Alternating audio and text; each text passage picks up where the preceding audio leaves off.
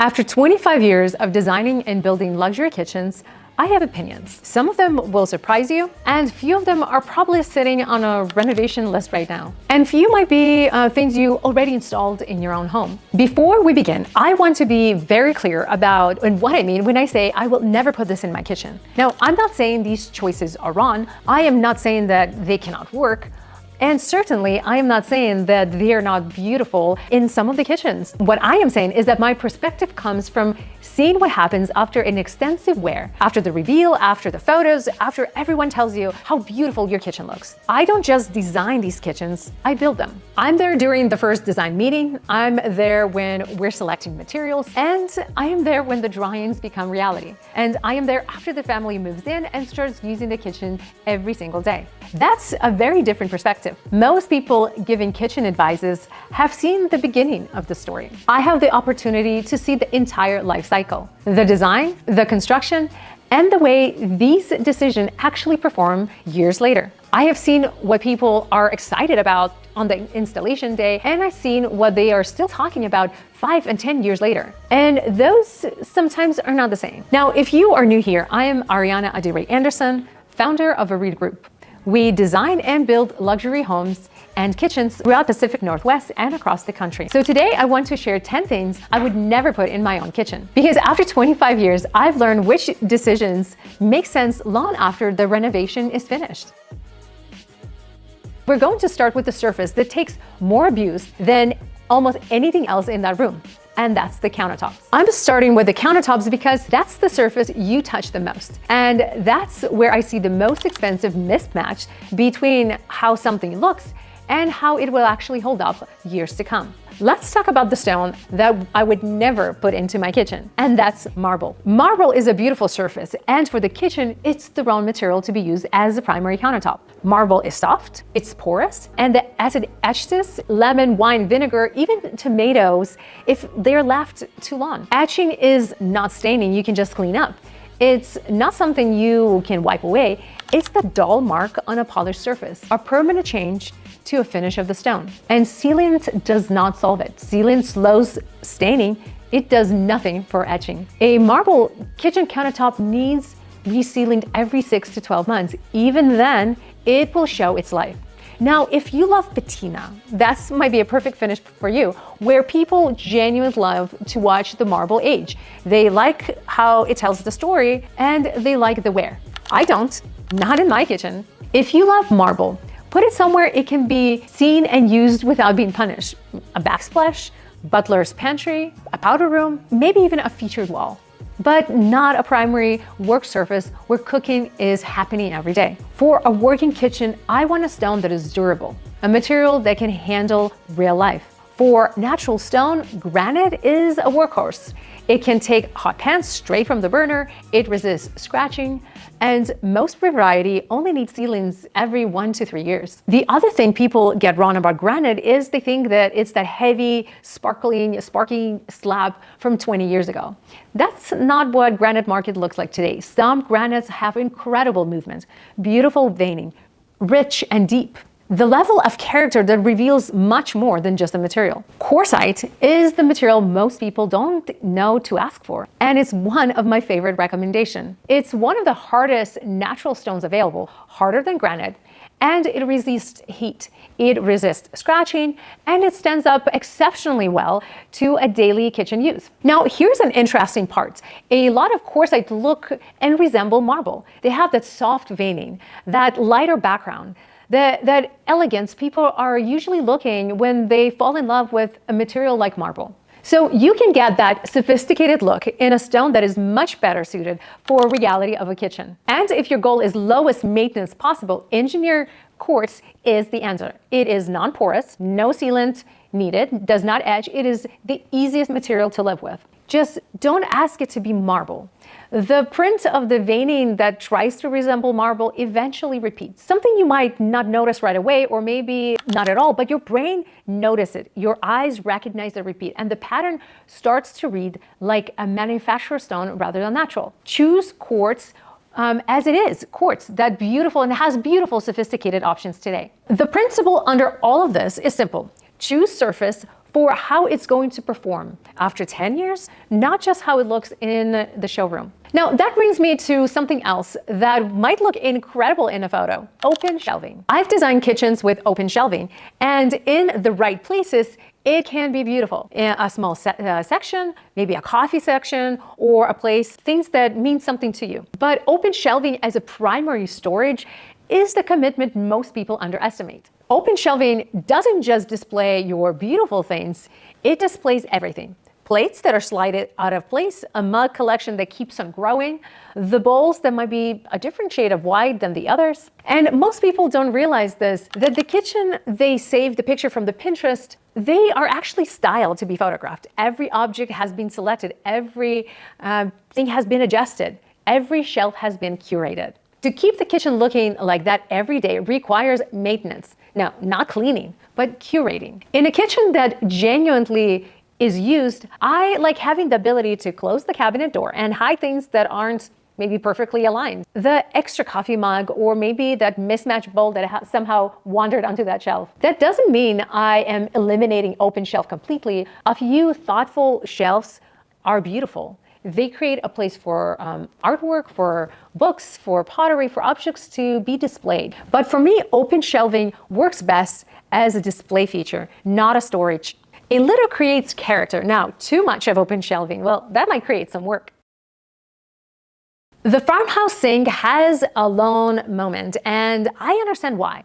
The scale, the presence, timeless look it brings to the kitchen. But after years of being designed in the kitchen, I see how they perform over time. I've become much more focused on how material age. As a luxury build level where every finish is selected for longevity, traditional Farmhouse sink have particular challenges. Not on day one, not even on a year later, but with real heavy use, they will start to show. Heavy pots, cast iron cookware, everyday impact. Over time, fire clay can chip. Porcelain surface can develop fine scratches. And because the apron, the front, sits proudly projecting over the cabinet, it often is the first place to collect those ding and scratches and marks. Now, before my viewers get upset with me, let me be clear. There is no one single best sink material. Every option has a trade-off between durability, maintenance, appearance. The question isn't which sink is the best. The question is which sink is better for the way you live. If you're creating a highly designed kitchen and one sink that develops character over time, well, copper is beautiful. It naturally is antibacterial and incredibly distinctive. It develops that life patina that gets richer with age. Every mark becomes part of a story rather than a damage to the finish. And it comes in different styles. Now, if you are in love with a farm style, well, clay fire is the best option. It is stain resistant and it does have a classic look. You just have to be comfortable with the fact that it will show wear differently than the other materials. For a busy family kitchen, granite composite is one of the durable materials available. It resists scratch, heat, chipping. It handles daily use quite well. Stainless steel remains the practical workhorse. It's hygienic and it's easy to maintain. While it still can scratch over time, it tends to age more gracefully and doesn't really show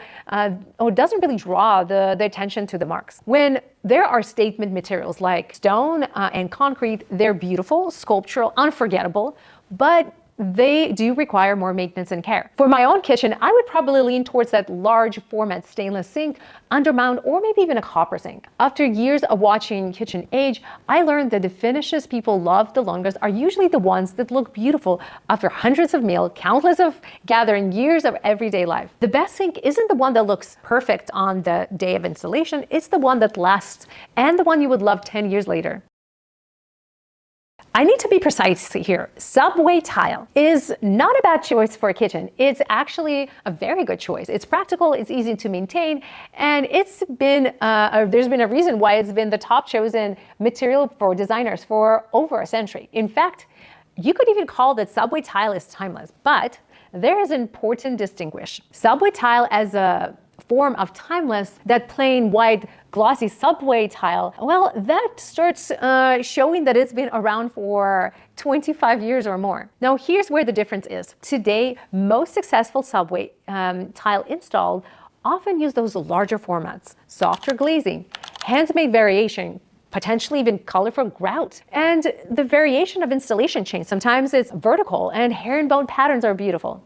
Now, tile itself isn't necessarily the issue, it's how it's used. And that's exactly my objection in luxury kitchen. When real investment has gone into cabinetry, stone, appliances, the architectural space, backsplash, well, it needs intention. If used in the kitchen, just plain subway, it doesn't necessarily create a problem, it just reads like it has no intention. It works with almost everything, and it works great for that, and it's great strengths and it's great weaknesses.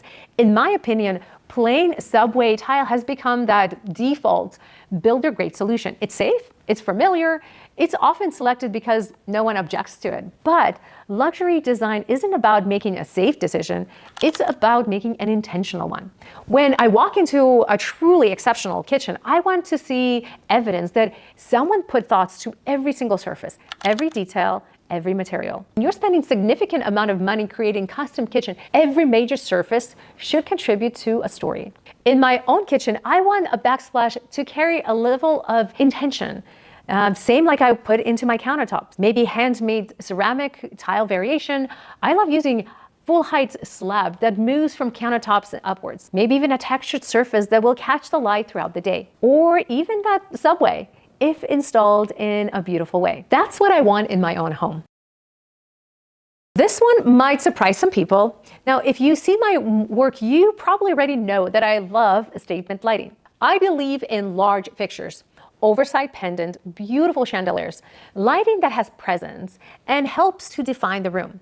In many of my kitchens, the island lighting becomes the focal point of the entire space. That's why I often prefer 2 or 3 large statement chandelier rather than few small pendants. Fewer fixtures, more impact, more intention. A large fixture creates a stronger architectural statement and it gives a kitchen a more custom feel. That's the approach I definitely take in my own home. Which brings me to something that a lot of people don't talk about. Something that is important when it comes to lighting decisions in the kitchen, but sometimes is overseen. Here's the details that determine whether the kitchen simply looks nice or actually functions well. And this next one is a perfect example. This is one of those details that is decided during construction almost is never corrected afterwards. Most homeowners never notice until they are starting to use their kitchen. And then they wonder, why do countertops feel darker than they should? Under cabinet lighting is supposed to serve as the work surface. The counters that you're prepping food, you should be able to see well, but often you see LED strips installed way too far in the back of the wall. And what happens is that the backsplash gets a beautiful illumination, the tile glows, the stone shines, but the front of the counters, the part where you actually work, ends up being in a shadow. The irony is that this isn't an inexpensive fix. It isn't even a complicated fix. The lighting should be positioned towards the front edge of your cabinets and not push all the way to the back. The goal is simple. Light the counter, not the wall. This is the exact kind of detail that you only appreciate after you stood at a finished kitchen that is done right. This is one of the most common scale mistakes in kitchen design and one of the most visible. Hardware gets chosen from the catalog online and beautiful pulls, maybe the right finish, the right material. The catalog trap is what you're seeing when you are choosing hardware in isolation. Usually it's displayed floating on the white background or mounted on a perfectly proportionate drawer. It looks beautiful, and it is beautiful, for a specific size. And when it lands on your 36-inch drawer front or a tall pantry door, it looks too small. Hardware has to be proportionate to the door and the drawers. As a general rule, I like pulls that are roughly 2/3 of the width of the drawer. That means larger drawer gets longer pulls, while smaller drawers get shorter ones. A 4-inch pull on a larger drawer will read like an oversight. In fact, choosing one pretty pull and repeating it everywhere is one of the fastest way in making a custom cabinet feel, well, builder grade. In my own kitchen, I like to oversize instead of undersize. Larger hardware reads intentional and thoughtful. Black stainless steel had a real moment. The break from the standard stainless steel, and I understand why people were drawn to it, but this is one of those finishes that tends to win in the showroom and lose over time. Most people think that they're buying a different material. In reality, many black stainless appliances are simply coated appliances over stainless steel. And this is where the problem starts. Once the finish gets scratched, chipped, or damaged, it's very difficult to restore. The appliances rarely age as gracefully as they look on the day of install. This is one of the reasons why many designers have moved away from it. There's another issue with black stainless. It isn't constant across all the manufacturers. One company variation can look completely different from another, which makes mixing appliances brands much harder than people anticipate. And while black stainless was everywhere for a period of time, design world has largely moved on. The truly timeless solution has always been panel ready. Integrated appliances, they disappear into the cabinetry. They don't compete with the architecture of the kitchen, and they allow the design itself to be the focus point rather than just the appliance finish. In my own kitchen, I'd rather have appliance disappear into a cabinets altogether. That's a solution that looked beautiful 20 years ago and will still look beautiful 20 years from now. Not every trend becomes classic. Panel-ready appliances, you can say, are already classy. This one drives me crazy because every year, appliance companies try to find a new way to impress people in the showroom. Touch screens on every refrigerator, integrated cameras, you have Wi-Fi connection ranges, dishwasher controlled from an app. And to be fair, some smart technology are genuinely useful. But that's not what I'm talking about. I'm talking about technology that's been sold as a reason to buy the appliance.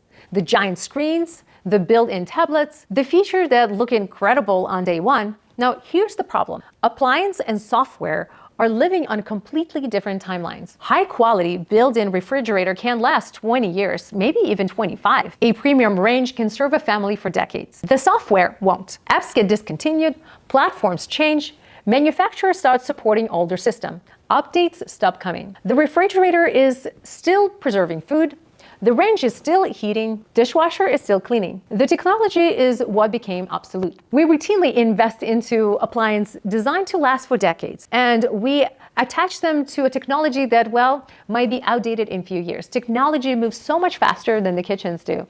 That's why I buy appliance for performance first, not technology. In my own kitchen, I want the refrigerator that preserves food properly. A range with precision temperature control dishwasher, well, that it will do its job. If useful technology comes along with that, then that's great. But that's never the reason why I buy appliances. After years of designing kitchens, I have learned that decisions people appreciate the most, 10 years, 20 years, are the ones that you probably impress them the least in the showroom. They're the ones that are still performing exceptionally well 5, 10, 20 years later. The smart features is usually never the ones that you want to think about. And that's the real point. Great kitchens aren't created by chasing trends. They're created by making thoughtful decisions that still make sense years later. The materials age well, the layout work, appliance perform. The details feel intentional. Now, if any of this change how you think about decision and how you would approach your kitchen designs, please subscribe. In the next video, I'm going to walk through kitchen layouts, what actually works, the way island and the sink and the cooktop should relate to each other. And I hope to see you there.